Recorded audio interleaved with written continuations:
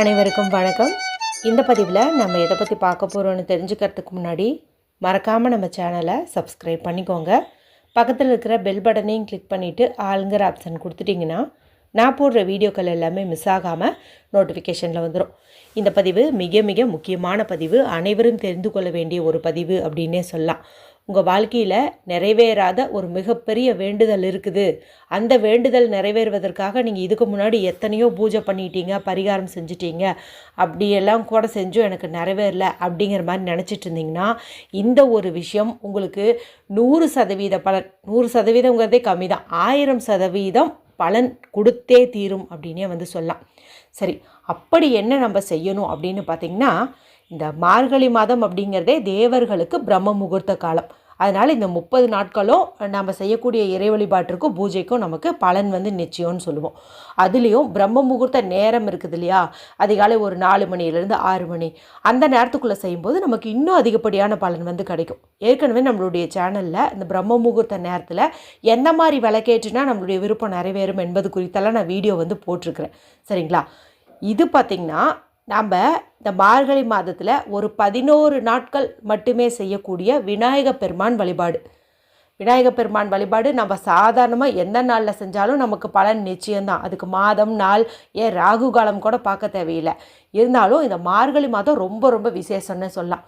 பொதுவாக எங்கள் ஊர் பக்கமெல்லாம் பார்த்திங்கன்னா மார்கழி மாதம் அதிகாலையிலேயே அந்த பிரம்ம முகூர்த்த நேரத்துலேயே குடத்தில் தண்ணீர் எடுத்துகிட்டு போயிட்டு பக்கத்தில் இருக்கிற அரச மரத்துக்கடியில் இருந்தாலும் சரி, கோவில் இருந்தாலும் சரி, விநாயகப் பெருமானுக்கு ஊற்றிட்டு வர்றது வழக்கம். ஏன்னா இந்த மாதத்தில் விநாயகப் பெருமான் பூஜைக்கு அவ்வளோ சிறப்பு உண்டு அப்படின்னே சொல்லலாம். நாம் அந்த மாதிரி போய் தண்ணி ஊற்றுறதுக்கு வாய்ப்பு கிடச்சிச்சு அப்படின்னா தாராளமாக அதையவே கூட நம்ம இந்த 30 நாட்களும் பண்ணலாம். உங்களுக்கு அந்த பழக்கம் இருக்கா, உங்கள் ஊரில் அந்த மாதிரி பழக்கம் இருக்குதா அப்படிங்கிறத எனக்கு கமெண்ட்டில் சொல்லுங்கள். நானும் தெரிஞ்சுக்கிறேன். ஏன்னா நானும் முன்னெல்லாம் அந்த மாதிரி பண்ணிகிட்டு இருந்தேன். இப்போ எனக்கு போவதற்கு வாய்ப்பு அமையறதில்ல. வீட்டில் வழிபாடு செய்கிறதோடு சரிங்களா? ஒரு சில தெய்வங்கள் இந்த காரியத்துக்கு இவங்க தான், அந்த காரியத்துக்கு அவங்கள தான் வழிபாடு செய்யணும் அப்படிங்கிற மாதிரி பிரித்து வச்சுருப்போம். சரிங்களா? இப்போது லக்ஷ்மி தேவி வழிபாடு செஞ்சால் பணம் சேரும், சரஸ்வதியை கும்பிட்டா படிப்பு வரும், அந்த மாதிரி பிரித்து வச்சுருப்போம். ஆனால் சகலகாரிய சித்திக்கும் நமக்கு உதவுபவர்னு பார்த்திங்கன்னா முழுமுதற் கடவுளான விநாயகர் சொல்லலாம். விநாயகர் கும்பிடாமல் எந்த ஒரு வேலையை செஞ்சாலும் அதில் நமக்கு வெற்றி கிடைக்காது. இது உங்களுக்கே தெரியும். பிள்ளையார் சொல்லி போடாமல் எதையும் ஒன்றுமே நம்ம செய்யவே முடியாது. விநாயகருக்கு ஒரு சிதறு தேங்காய் உடைக்காமல் எந்த ஒரு நல்ல காரியத்தையும் நம்ம ஆரம்பிக்கிறதும் கிடையாது. சரிங்களா? அப்படிப்பட்ட முழுமுதற் கடவுளான விநாயகருக்கு தான் நம்ம இப்போது வீட்டிலேயே ஒரு விளக்கேற்றக்கூடிய முறை குறித்து பார்க்க போகிறோம். இதை நீங்கள் இப்போ பார்த்திங்கன்னா மார்கழி மாதம் 10 தேதி ஆயிடுச்சு. இன்னும் நமக்கு 20 நாட்கள் இருக்குது.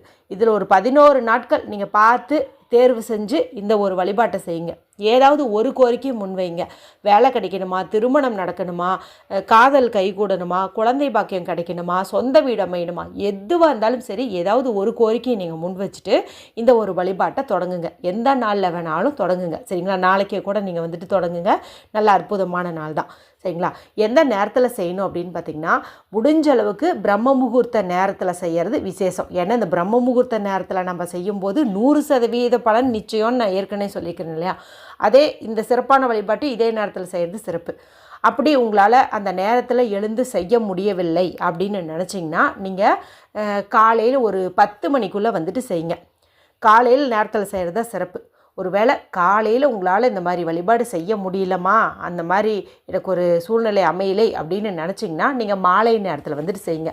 என்ன கேட்டிங்கன்னா ஃபஸ்ட்டு ப்ரிஃபரன்ஸு நான் பிரம்ம முகூர்த்த காலத்துக்கு தான் கொடுப்பேன். அந்த பிரம்ம முகூர்த்த நேரத்தில் நீங்கள் இந்த ஒரு விஷயத்தை 11 நாட்கள் செஞ்சிங்கன்னா கைமேல் பலன் நிச்சயம். சரிங்களா? இதை நான் ஆணித்தனமாக எழுதி கூட தரேன். நடக்கலைன்னு நீங்கள் எனக்கு கமெண்ட்டில் கூட திட்டலாம். சரிங்களா? சரி, முடிஞ்ச அளவுக்கு பிரம்ம முகூர்த்தத்தையே ஃபாலோ பண்ணுங்கள். சரி, என்ன பண்ணணுன்னு பார்த்தலாமா? இப்போ வீட்டில் விநாயகப் பெருமான் படம் இருந்துச்சு அப்படிங்கும்போது அந்த படத்தை தூய்மைப்படுத்திட்டு சந்தன குங்குமம் விட்டுக்கோங்க. விக்கிரகம் வச்சுருந்தீங்கன்னா சுத்தமான தண்ணீரால் அபிஷேகம் செஞ்சு சந்தன குங்குமம் விட்டுக்கோங்க. சரிங்களா? உங்களுக்கு அருகம்புல் கிடைக்கும்னா இந்த 11 நாட்களும் நீங்கள் தொடர்ந்து விநாயகப் பெருமானுக்கு அருகம்புல் வைங்க. அதே போல் நிவேதனம்னு பார்க்கும்போது 2 உலர் திராட்சை வைக்கலாம், பேரிச்சம்பளம் வைக்கலாம், பொட்டுக்கடலையோட நாட்டு சர்க்கரை அல்லது அவளோட நாட்டு சர்க்கரை, இந்த மாதிரி நீங்கள் கலந்து வச்சுக்கலாம். சரிங்க? 11 நாட்கள் ஒரு எளிமையான நிவேதனம் நீங்கள் வச்சிங்கன்னா போதும். நீங்கள் பொங்கல்லாம் செய்யணுன்ட்டு கூட இல்லை, இந்த மாதிரி நீங்கள் வச்சுருங்க.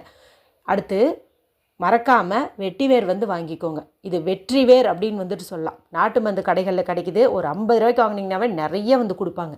அதை எடுத்துக்கோங்க. நல்லா வீட்டில் சுத்தமான தண்ணீர் இருந்துச்சாலும் சரி, பன்னீர் இருந்தாலும் சரி, நல்லா வந்து ஊற வச்சுருங்க. ஊற வச்சதுக்கப்புறமா சிறு துண்டுகளை கட் பண்ணிவிட்டு ஒரு நூல் எடுத்து அதை வந்து பூ கட்டுற மாதிரி அப்படியே விநாயகர் பெருமானுக்கு ஒரு மாலை வந்து கட்டிடுங்க. உங்கள் வீட்டில் விநாயகர் பெருமான் படம் எந்த சைஸ் வச்சுருக்கீங்களோ அதுக்கு தகுந்த மாதிரி, விக்கிரகம் எந்த சைஸ் வச்சுருக்கீங்களோ அதுக்கு தகுந்த மாதிரி நீங்கள் வந்துட்டு ஒரு சின்னதாக மாலை வந்து கட்டிக்கோங்க. சரிங்களா? இப்போ இந்த மாலையை விநாயகர் பெருமானுக்கு சமர்ப்பணம் பண்ணிடுங்க. இந்த ஒரு மாலையை போட்டுட்டிங்கன்னா கூட நீங்கள் தினமும் பூ மாற்றி வைக்கணும் அப்படின்ட்டு கூட அவசியம் கிடையாது. 11 நாட்களுமே இந்த வெற்றிவேர் மாலையே வந்துட்டு அவருக்கு போதுமானதாக இருக்கும். இந்த மாதிரி வந்துட்டு நீங்கள் பண்ணிவிடுங்க. அதே போல் 11 நாட்களும் நீங்கள் விநாயகர் பெருமானை தொடச்சி பொட்டு வைக்கணுமா, தண்ணீரில் கழுவி பொட்டு வைக்கணுமா அப்படின்னு கேட்டிங்கன்னா அந்த மாதிரி பண்ணணுன்ட்டு அவசியம் இல்லை. ஆனால் பண்ணுனா நல்லது. இல்லை சார் தினம் பண்ணுறதுக்கு சிரமமாக இருந்துச்சுன்னா நீங்கள் பரவாயில்ல, முதல் நாள் நீங்கள் அப்படி பண்ணிட்டீங்கன்னா போதும். இந்த 11 நாட்களுக்கு நடுவில் சதுர்த்தி திதியெல்லாம் வந்துச்சு அப்படிங்கும்போது அந்த திதியில் நீங்கள் இது மாதிரி படத்தை தூய்மைப்படுத்துறது, விக்கிரகத்தை தூய்மைப்படுத்துறதெல்லாம் வந்து பண்ணிக்கோங்க. இப்படி வெற்றிவேர் மாலை வந்து நீங்கள் சாத்தி வச்சுருங்க.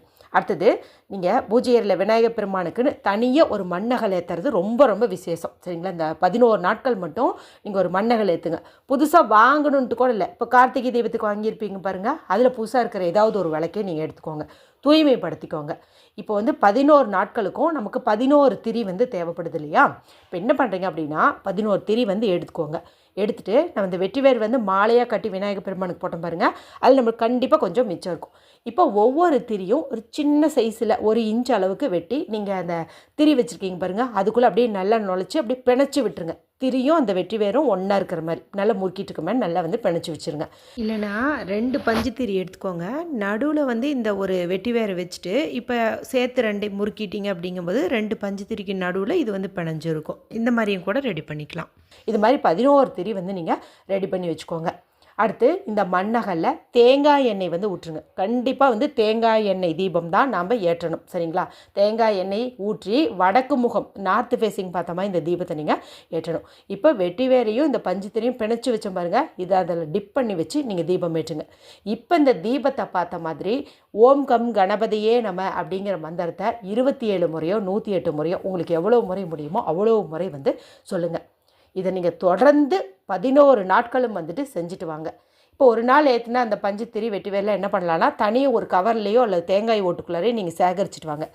11 நாட்கள் முடிஞ்சதுக்கப்புறமா இதை வந்துட்டு நம்ம வீட்டில் சாம்பிராணி போடுவோம் இல்லையா, அதில் போட்டு இந்த திரி வெட்டிவேர் எல்லாத்தையுமே எரித்து தணல் உருவாக்கி சாம்பிராணி போட்டு வீடு முழுக்க வந்து காட்டிடலாம். சரிங்களா? ஆனால் 11 நாட்களும் நம்ம திரி வந்து மாற்றுறது அப்படிங்கிறது அவசியம். ஒவ்வொரு திரிக்குள்ளாரையுமே அந்த வெற்றிவேர் வந்து பிணைச்சி நம்ம ஏற்றணும் அப்படிங்கிறது அவசியம். தேங்காய் எண்ணெய் தீபமாக தான் நம்ம வந்துட்டு ஏற்றணும். அதுவும் ரொம்ப ரொம்ப முக்கியம். நடுவில் வந்து நீங்கள் விளக்கை க்ளீன் பண்ணணுன்ட்டு அவசியமெல்லாம் இல்லை. நீங்கள் தொடர்ந்து 11 நாட்கள் இதே விளக்கிலே இப்படியே வந்து எண்ணெயை மட்டும் நீங்கள் ஊற்றி திரியை மட்டும் மாற்றிட்டு தீபம் ஏற்றி வைங்க. இந்த ஓம் கம் கணபதியே நமகங்கிற மந்திரத்தை கண்டிப்பாக வந்துட்டு நீங்கள் 27 முறையோ 108 முறையோ வந்துட்டு சொல்லுங்கள்.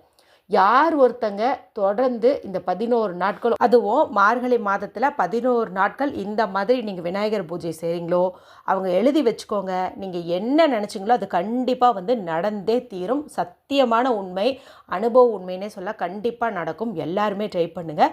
முடிஞ்ச அளவுக்கு பிரம்ம முகூர்த்த நேரம், ரொம்ப நேரமே எழ முடியலன்னா கூட ஒரு 5 to 6ங்கிற டைமுக்குள்ளாரையாவது நீங்கள் இந்த தீபத்தை வந்து ஏற்றுங்க. தீபத்தை பார்த்த மாதிரி வேண்டுங்க. கண்டிப்பாக நடக்குங்க. நான் இவ்வளவு ஆணித்தனமாக வந்து உத்தரவாதம் கொடுக்கறதில்ல.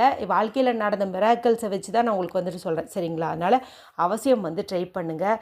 உங்களுடைய விருப்பங்கள் யாவும் பூர்த்தியாகும். இந்த வீடியோ குறித்து உங்களுக்கு ஏதாவது சந்தேகங்கள் இருந்ததுன்னா கமெண்ட் பண்ணுங்கள். பிடிச்சிருந்தால் மற்றவங்களோடையும் ஷேர் பண்ணுங்கள், லைக் பண்ணுங்கள். மற்றும் ஒரு பயனுள்ள பதிவில் உங்களை சந்திக்கிறேன். நன்றி, வணக்கம்.